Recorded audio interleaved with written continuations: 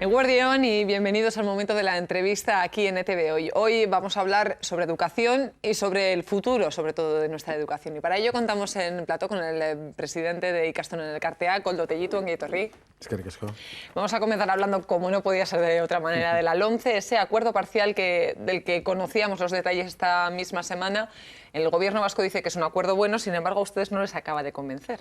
Bueno, la verdad es que es un acuerdo que permite la no aplicación de la LOMCE en un ámbito tan sensible como es la materia lingüística, y efectivamente lo que permite es que sigamos en donde estábamos, esto es con los modelos lingüísticos y, digamos, con el planteamiento lingüístico que existía hasta ahora. ¿Por qué no nos satisface? Pues porque nosotros pensamos que en esta materia y en aras a la normalización del euskera es necesario dar más pasos adelante. No nos podemos contentar solo con la no aplicación de la LOMCE, y por ello lo que nosotros reivindicamos es, bueno, pues dar un salto adelante en lo que es la materia lingüística. Ya hace años venimos diciendo que el sistema de modelos lingüísticos está acabado, que necesitamos dar pasos adelante en la normalización, que necesitamos un sistema que cree alumnos vascos plurilingües y, sobre todo y fundamentalmente, que fijemos cuál es el perfil de salida del alumnado cuando acaba la enseñanza obligatoria en materia de euskera. Nosotros creemos que ha de ser el B2 para euskera y castellano y el B1 para el inglés, y unido a ello pues también creemos que es imprescindible que nos fijemos cuáles son los objetivos y las competencias que tienen que conseguir nuestros alumnos en materia lingüística. Luego, en definitiva, evidentemente es un acuerdo que permite que la LOMCE no se aplique en toda su intensidad en este ámbito, pero que no nos hace avanzar. Y para dar ese avance nosotros creemos que, al igual que en otras materias, es necesario e imprescindible dotarnos de un marco jurídico propio, dotarnos de una ley donde seamos capaces de poder llevar adelante estos planteamientos que permita que el sistema avance en materia lingüística. ¿Y cuál es el principal problema que hay hoy por hoy para intentar conseguir superar ese sistema de los modelos del que ustedes hablan? ¿Es más un problema del gobierno central o es más un problema con el gobierno vasco? Hombre, evidentemente el gobierno central, desde que se aprueba la LOMCE, no da ninguna facilidad para que ese tipo de planteamientos vaya adelante. Luego, como he dicho anteriormente, lo que el gobierno vasco ha permitido es que por lo menos el que hoy en día está vigente se mantenga. Luego, tenemos que avanzar adelante. En este sentido, bueno, vemos que el gobierno vasco sí que tiene la voluntad de iniciar el debate para una ley propia del ámbito educativo. Bueno, evidentemente eso muestra una voluntad. A esa voluntad de iniciar el debate de la ley, lo que tendríamos que unir en materia lingüística es la voluntad del gobierno de superar los modelos lingüísticos y avanzar hacia un planteamiento, ya como he dicho anteriormente, que permita que tengamos alumnos vascos plurilingües y que nos permita fijar cuáles son las competencias y los objetivos que tienen que conseguir nuestros alumnos cuando acaban la enseñanza obligatoria en materia lingüística. Ese es el planteamiento.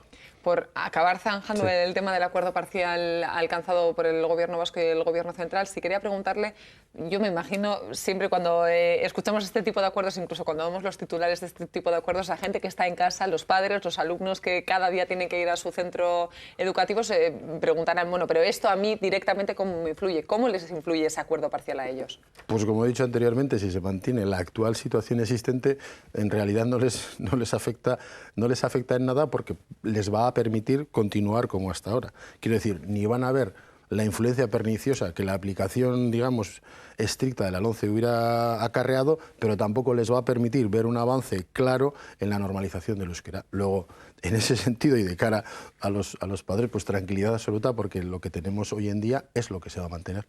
Centrándonos ya en esa petición que hacen ustedes, les quería preguntar cómo está ahora mismo la situación entre el sector educativo, porque sí es verdad que vimos el año pasado cuando hablamos de, bueno, este mismo año, pero en el curso anterior cuando hablamos de la elaboración de Gure Egida, sí que hubo una diferencia de criterios entre los que pedían una insumisión ante la aplicación de la LOMCE. Aquello a ustedes no les gustó mucho y hubo diferentes argumentos sobre aquella decisión. ¿Cómo está la situación en estos momentos? Bueno, yo creo que en lo básico, en general, existen amplios acuerdos. Quiero decir, todos estamos de acuerdo en que la aplicación de la LOMCE resultaría perniciosa para nuestro sistema educativo. Y en general todos estamos de acuerdo en que tenemos que avanzar hacia un sistema educativo propio y que para ello una ley nueva, por lo menos en el ámbito de la comunidad autónoma, es imprescindible. Luego, en ese aspecto creemos que hay consensos amplios. Cuestión distinta es si ya empezamos a analizar lo que debería contener una ley que regule el conjunto del sistema educativo. En este sentido, yo creo que en materia lingüística también hay amplios consensos. El dotarnos de un currículum propio, bueno, aunque algunos vean el Euskal Curriculum como referencia, por ejemplo nosotros y otros puedan tener otras referencias, también yo creo que hay amplios, pero fundamentalmente lo que tendría que ser el servicio público de la educación, bueno, ahí yo creo que es donde existen un mayor número de diferencias, pero evidentemente lo que es importante es que iniciemos el debate para dotarnos de un marco normativo propio e incluso sobre las cuestiones que puedan ser más conflictivas, bueno, pues que todos con naturalidad debatamos y a partir de ahí cada uno poniendo sobre la mesa cuáles pueden ser en esas materias sus líneas rojas, podamos avanzar para construir, bueno, una propuesta educativa propia y, bueno, pues que esa propuesta educativa vaya adelante. ¿Y qué es lo que retrasa el inicio de ese debate? No, la realidad es que, bueno, a nivel institucional, el Gobierno vasco ya ha dicho que cuando presente en breve los decretos curriculares va a iniciar el proceso de debate para una nueva ley propia. Luego, queramos o no, todos nos vamos a ver compelidos a participar de ese debate y luego, bueno, pues en realidad sí que es cierto, bueno, pues que el deseo de una ley que regule el sistema educativo en su conjunto en la comunidad autónoma, pues no hay, bueno, pues hay distintas intensidades, ¿no? Nosotros lo vemos como una necesidad inminente y sí que hay otros agentes educativos que no tienen, por así decirlo, esa premura esa premura de que se apruebe la ley y evidentemente tampoco tienen premura alguna para que esos debates que pueden ser más conflictivos se pongan sobre la mesa. ¿El tema de la insumisión ante la LOMCE está descartada? La insumisión ante la LOMCE, bueno, la insumisión, desobediencia o utilícese el adjetivo que se quiera, bueno, yo creo que tiene distintas caras, ¿no? Quiero decir, en cierta medida ser desobediente a la LOMCE también supone el que uno tenga la absoluta determinación de seguir con sus materiales educativos adelante, aunque los decretos curriculares que han surgido de la LOMCE sean, bueno, contradictorios. Bueno, esa es una forma de desobediencia y otras formas de desobediencia son, pues bueno, pues el no realizar las evaluaciones o, bueno, existen otro tipo de propuestas. Nosotros siempre hemos dicho, aunque todavía estamos en un debate en el movimiento de Ikastolas sobre el tema, bueno, pues que vemos con cierto riesgo el poner en riesgo las titulaciones de los alumnos, ¿no? Entonces, en este sentido, hombre, si bien es cierto que como objetivo primero sería pedir a los distintos gobiernos que se han manifestado en contra de la LOMCE que no permitan que esas pruebas se realicen, porque al fin y al cabo, bueno, cuando uno dice que no quiere que se aplique la LOMCE, evidentemente este es un elemento sustancial, ¿no? Las reválidas, bueno, pues nosotros sí que creemos que a los gobiernos hay que decirles que actúen con la mayor contundencia posible para que esas pruebas no se puedan realizar, pero si aún y todo se realizasen, que la primera todavía van de pasar años para que venga, pues bueno, nosotros desde luego creemos que lo fundamental es no poner en riesgo, digamos, las titulaciones de los alumnos. Y entonces, en ese sentido, bueno, por eso decía que cuando hablamos de insumisión o desobediencia, bueno, hay que analizar los términos en su justa medida y hay fórmulas de desobediencia que pueden ser más directas y otras que pueden ser, bueno, pues de otro tipo y que a veces, actuando con inteligencia a la hora de desarrollar nuestros propios convencimientos en materia educativa, quizás seamos más eficaces a la hora de dar una respuesta a la LOMCE que de otra manera. Y al respecto, ¿cómo están viendo la actitud de todas maneras o la actuación por parte del Gobierno vasco? Bueno, pues la verdad creemos que el Gobierno vasco se mueve lógicamente en un marco muy sostenido por la legislación. No podemos olvidar que la LOMCE es una ley orgánica y entonces, bueno, eso delimita su marco de juego. Y la verdad es que para nosotros, por así decirlo, la prueba del algodón más importante tiene que venir en breve. En breve los borradores de los decretos curriculares los tiene que presentar el Gobierno, los borradores de los decretos curriculares, y ahí nosotros, evidentemente, queremos analizarlos porque veremos si realmente la apuesta del Gobierno vasco va en la línea del currículum vasco por competencias, o si por el contrario, bueno, pues se limita a hacer una aplicación de los decretos curriculares que se han aprobado en ejecución de la LOMCE. Y como las diferencias son tan importantes desde el punto de vista de contenidos, uno, bueno, desarrolla, digamos, el euskera, la cultura vasca y, digamos, elementos de nuestra propia identidad, e incluso en el ámbito pedagógico digamos que el planteamiento curricular que nosotros tenemos está basado en las competencias básicas y el que aporta la LOMCE, bueno, pues en la educación por contenidos que siempre hemos conocido. Bueno, como hay unas diferencias tan sustanciales, ahí veremos evidentemente cuál es la puerta del Gobierno vasco, y la verdad es que a la hora de dar una respuesta a la pregunta que me formulas, pues será más claro. Por ahora se está moviendo en el ámbito tan consternido que tiene.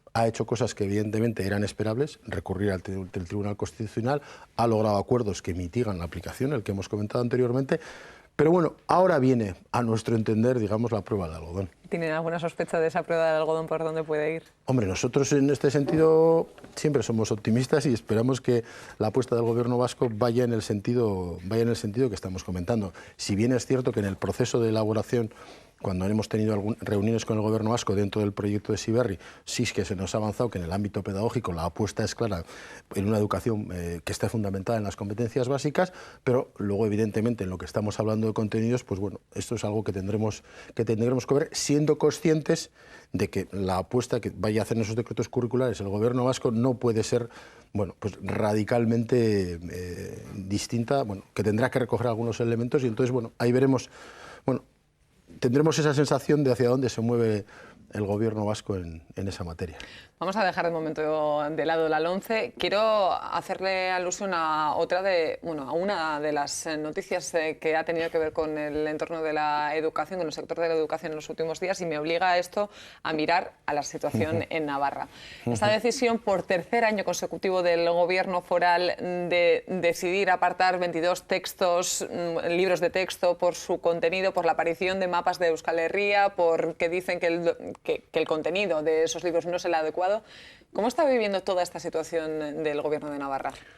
Bueno, pues la verdad es que con intensa preocupación, porque a mi responsabilidad en Ikastola Elkarte asumo la que tengo en Ikaselkar, en la editorial que compartimos las ikastolas con Elkar, y la verdad es que digo que estamos pues expectantes, porque primero desde el Gobierno de Navarra no se nos ha notificado si nuestros libros están en esa lista de 22, sospechamos que así será. Desconocemos cuáles son, digamos, por así decirlo, cuáles son esos mapas y dónde están ubicados y qué es lo que vulneran. O sea que en este sentido estamos en estos momentos indefensos, y además, curiosamente, bueno, ya teníamos iniciados procedimientos administrativos sobre algunos materiales, y en todo el procedimiento administrativo no nos han dado, no nos han comunicado efectivamente, como decía, dónde se han producido esas presuntas vulneraciones del currículum navarro. Luego, bueno, pues estamos expectantes. La verdad es que en los años anteriores lo que se había hecho es sacar algunos de esos libros del programa de gratuidad que tenía el gobierno navarro, y lo que se ha hecho ahora es dar un paso más adelante, porque lo que ahora se plantea es la prohibición de esos libros, lo cual, en cualquier caso, nos parece un atentado a la libertad de expresión, a la libertad de educación y a la libertad de los centros para elegir los textos que consideren más adecuados, y nos parece grave. Pero bueno, nosotros todavía queremos ver, si están nuestros libros entre esos 22, y segundo, cuál es en realidad lo que se imputa o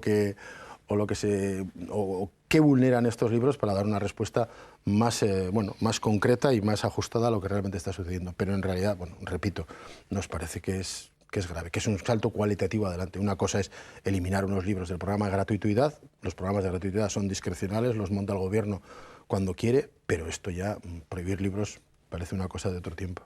Como usted decía, además, sí es cierto que ha llamado mucho la atención la poca definición sobre las acusaciones que se vertían en esa rueda de prensa, y en algunos momentos y en algunos foros se hablaba incluso de que el Gobierno navarro parecía que estaba haciendo una caza de brujas en contra del euskera. Pues sí, ya vengo a repetir, el procedimiento administrativo que decía antes con nuestros libros estaba abierto. Nosotros en nuestras alegaciones repetidas veces hemos señalado la indefensión que nos genera el desconocer cuáles son, digamos, las supuestas infracciones que se nos imputan y dónde acontecen y por qué. Quiero decir, nosotros a la hora de utilizar, por ejemplo, los mapas, que eso sí que saco en la rueda de prensa, lo que utilizamos es un criterio cultural, un criterio lingüístico, no es ningún planteamiento institucional. Entonces, ¿eso cómo se analiza? O sea, cuando yo presento esos mapas en ese determinado contexto, ¿por qué extrapola la interpretación del Gobierno navarro para decir que se utilizan con Bueno, eso es lo que nos tienen que explicar, el por qué, una vez de que esos mapas aparecen ahí o que aparece la Ikurriña, por qué eso vulnera, digamos, la realidad institucional y de qué manera, que hasta ahora no se ha explicado. Se dice aparecen y eso no puede ser. Bueno, ¿contemplan algún tipo de plazo para obtener más información? sí, sobre esto? no, estamos intentando conseguir esa información porque para nosotros la primera sorpresa es que se dé una rueda de prensa sobre un tema que estaba, por así decirlo, en tramitación administrativa y sin que nosotros conozcamos si ha habido una resolución o no ha habido, pues de repente aparece el Gobierno de Navarra, bueno, pues dando por hecho que eso está acabado y que eso ya es... Por eso tampoco sabemos si ni siquiera nuestros libros estarán. Creemos y sospechamos que así será, pero bueno, estamos a la espera y estamos pidiéndoles, bueno, que tendremos también derecho a la defensa en caso de que nuestros libros estén ahí, bueno, pues que nos comuniquen exactamente qué es lo que pasa. ¿En todo este tiempo han podido hablar en algún momento directamente con el Departamento de Educación del Gobierno navarro?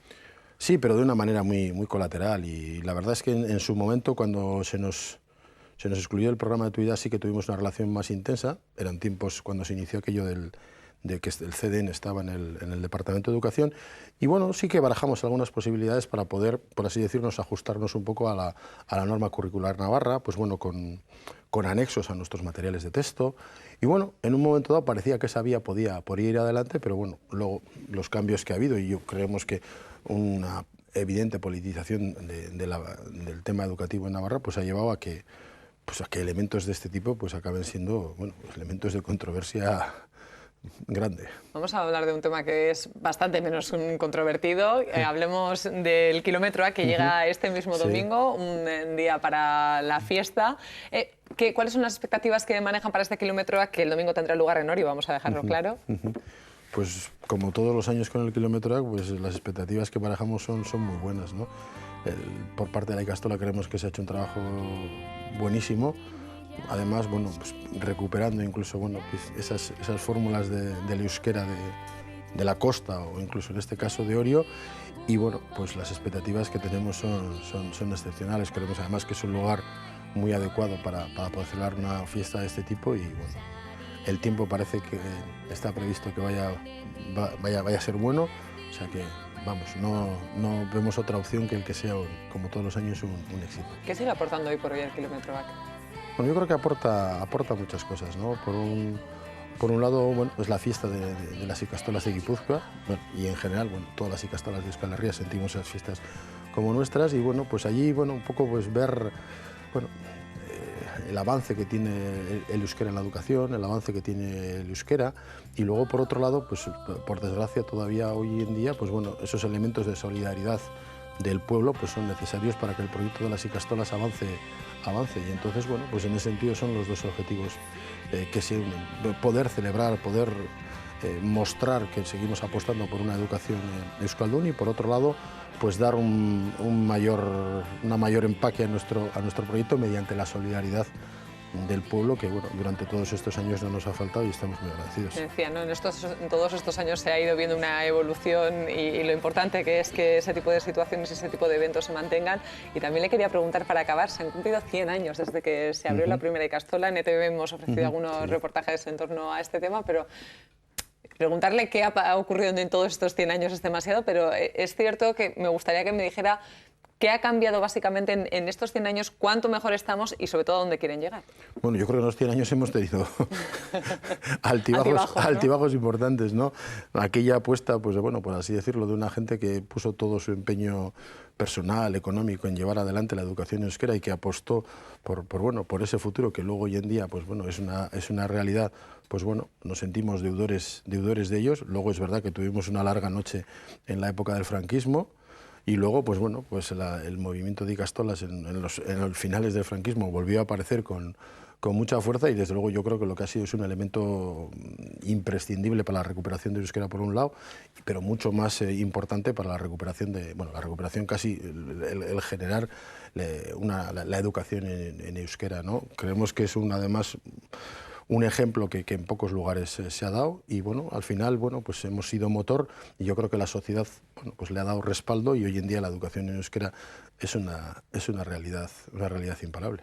Bueno, pues para reivindicar eso llega también, como decimos, vamos a hacer la invitación porque ya nos tenemos que despedir, la invitación a toda la gente y sobre todo a todos los guipuzcoanos para que se acerquen el domingo a Orio, que parece que la previsión va a ayudar, así que vamos, no se me ocurren excusas para no ir. Exactamente. Es que recasco Koldo de Bai, Tutor Zagatik. bai. Hasta aquí, por lo tanto, la entrevista de actualidad. Es momento para el debate, Silvia.